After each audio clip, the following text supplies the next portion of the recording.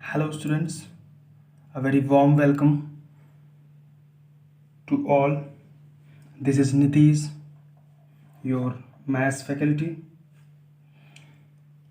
Students, सबसे पहले तो हम ये देखें कि जो लोग नए हों वो इस वीडियो को लाइक, शेयर और चैनल को सब्सक्राइब करना ना भूलें। फिर हम आगे बात करते हैं। तो ये सेशन हमारा आज जो हम लोगों ने पिछले सैटरडे को linear equation in two variables का जो सेशन था उसको हम आगे बढ़ाते हुए आज हम उसके कुछ इम्पॉर्टेंट मल्टीपल चॉइस क्वेश्चंस करेंगे, जो कि ये सेशन आप अगर बात करें तो क्लास 10th के लिए या 9th के लिए दोनों के लिए इम्पॉर्टेंट सेशन होगा। सो प्लीज़ इसे शेयर ज़रूर कर दें जहाँ तक आपकी पहुँच हो, सोशल मीडिया में, व्हाट्सएप, टेलीग्राम, इंस्टाग्राम या जहाँ भी आप चाहो, करेक्ट, जिससे सबको इस चैप्टर की इम्पोर्टेंस के बारे में पता चले। तो स्टार्ट करते हैं with the first question. The question is the equation of the x axis, correct. तो पिछले सेशन में हमने डिस्कस करा था कि अगर हम एक्स एक्सिस के अलोंग इक्वेशन लिखते हैं, इट मीन्स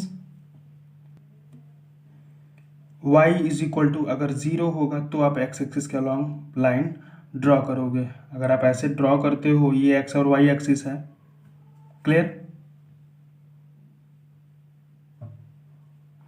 तो यहाँ पे अगर कोई पॉइंट है, इट मीन्स एक्स की यूनिट डिस्टेंस दी गई है और वाई यहाँ पे क्या है, 0 का।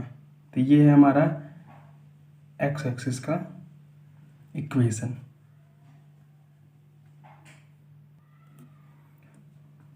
करेक्ट। तो ऑप्शन इसके लिए बी सही होगा। इसी तरीके से अगर हम सेकंड क्वेश्चन की बात करें तो सबसे पहले तो second question, the equation of the y axis. तो जिन लोगों को पता है वो आंसर कर सकते हैं इन द कमेंट सेक्शन। जैसे कि अभी हमने बताया कि अगर एक्स एक्सिस के अगर इक्वेशंस लिखना है तो y इज इक्वल टू 0 होना चाहिए, ठीक है। तो अगर y एक्सिस का इक्वेशन लिखना है, it means x is equal to 0 होना चाहिए और लाइन जो होगी वो either upward to the x axis और बिलो द x एक्सिस। तो ये हो जाएगा y is equal to b, means x is equal to b, x is equal to 0। तो सेकंड क्वेश्चन के लिए ऑप्शन आपका ए सही होगा। Is it clear? नेक्स्ट आगे बात करेंगे थर्ड क्वेश्चन की।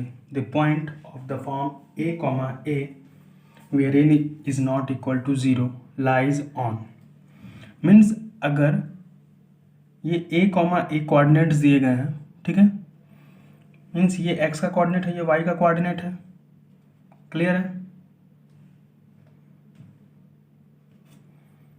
तो अगर इसके दोनों कोऑर्डिनेट्स इक्वल हैं, इट मीन्स आप अगर थर्ड ऑप्शन को चेक करो तो ये आपको दिया गया है x is equal to y. अगर आप x की वैल्यू 1 लेते हो तो y की वैल्यू 1 है, x की वैल्यू आप a लेते हो तो y की वैल्यू a होगी। It means option C is correct for this question, ठीक है। इस तरीके से अगर हम नेक्स्ट क्वेश्चन की बात करें, the question number 4, the point of the form a comma a minus a where a is not equal to 0 lies on. तो यहाँ पे देखेंगे हमें दिया गया है a comma minus a, correct, means x की वैल्यू आपकी पॉजिटिव है और y की वैल्यू नेगेटिव है। तो आप अगर फर्स्ट ऑप्शन चेक करोगे तो x एक्सिस मीन्स x की वैल्यूज दी हैं, y एक्सिस यानी y की वैल्यू दी है, लेकिन ये दोनों ऑप्शंस नहीं करेक्ट होंगे। थर्ड में देखोगे आप तो x is equal to y होना चाहिए। तो फोर्थ ऑप्शन अगर आप चेक करो तो x plus y is equal to 0 means x is equal to minus y, correct. तो आपका डी ऑप्शन सही होगा। तो for the first fourth question D option is correct. The next question fifth, the linear equation 3x minus 5y is equal to 15 has options A, B, C, D. A unique solution, two solution, infinitely many solutions or no solution. तो सबसे पहले इस video को pause करें और comment section में इसका answer करें, क्योंकि ये हम लोगों ने डिस्कस करा है. करेक्ट. तो देखें, हमने पढ़ा था कि a linear equation in two variable has infinitely many solution. तो इस इक्वेशन के भी many solutions होंगे, तो इसके लिए ऑप्शन जो है आपका सी करेक्ट होगा.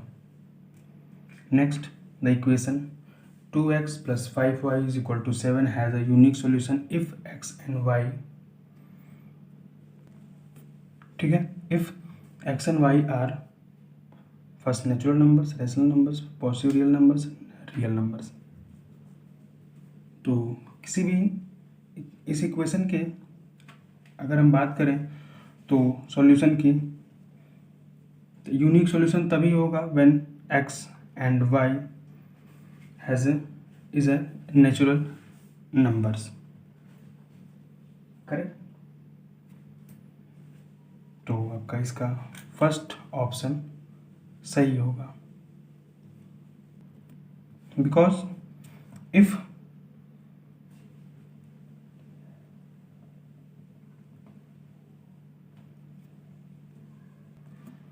if we take x is equal to 1, तो ये हो जाएगा 2 plus 5y is equal to 7, then 5y is equal to 5 and y is equal to 1.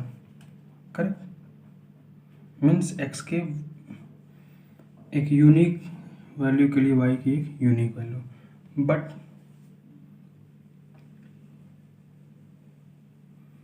अगर हम x इज इक्वल टू 0 रखते हैं तो ये हो जाएगा 7/5, जो कि एक यूनिक वैल्यू नहीं आ रही है. तो उनके इस सॉल्यूशन को अगर यूनिक दिखाना है तो हमें क्या करना होगा, x की वैल्यूज हमें नेचुरल नंबर्स रखनी होगी. Correct. Next question, the graph of y is equal to 5 is a line. ठीक है, यानी हमें बताया जा रहा है कि ग्राफ अगर y इज इक्वल टू 5 है means above the x line होगा, एक्स एक्सिस के, y is equal to 5.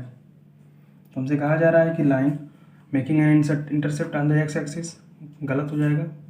Making an intercept 5 on the y axis हो सकता है. Parallel to the x axis at a distance y from is the origin, या फिर parallel to the y axis at a distance 5 unit from the origin. तो यहाँ पर हम अगर हम बात करें कि making an intercept on the y axis, क्योंकि ए और सी तो नहीं हो सकता, सॉरी बी डी तो नहीं हो सकता. ठीक है. तो बी की बात करें तो अगर वाई इंटरसेप्ट कर रहा है तो यहाँ कर सकता है, तो एक्स पे भी कर सकता है. तो ये ऑप्शन आपका बी गलत हो जाएगा. ऑप्शन सी आपको इसके लिए सही रहेगा 7th क्वेश्चन के लिए. Correct. Next question, the graph of x is equal to 4 is a line making an intercept 4 on the x axis, making an intercept 4 on the y axis and parallel to the x axis at a distance of 4 unit from the origin, and the fourth one is parallel to the y axis at a distance of 4 unit from the origin. So first you pause the video to note it now. You pause the video and answer in the comment section. तो यहाँ देखेंगे, तो अभी हमने just question में 7 number में discuss करा है कि अगर line x is equal to 4 दिया गया है, ठीक है, इक्वेशन अगर x इज इक्वल टू 4 दिया गया है तो जो इसका ग्राफ होगा, ठीक है, वो आपका y एक्सिस से 4 डिस्टेंस पर करेक्ट होगा. ठीक है.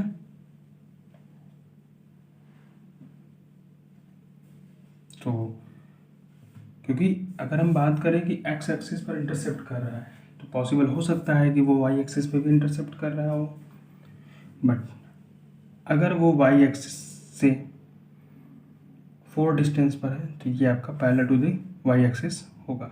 तो ऑप्शन 8 नंबर क्वेश्चन के लिए डी करेक्ट होगा। Is it correct? नेक्स्ट दिया गया है the graph of x plus 3 is equal to 0 is a line making intercept -3 on the x-axis, making intercept -3 on the y-axis, parallel to the y-axis at a distance of 3 units to the left of the y-axis and parallel to the x-axis at a distance of 3 units to be the below the x-axis। तो x plus 3 is equal to 0 दिया है, तो इसको हम लिख सकते हैं ना x is equal to -3।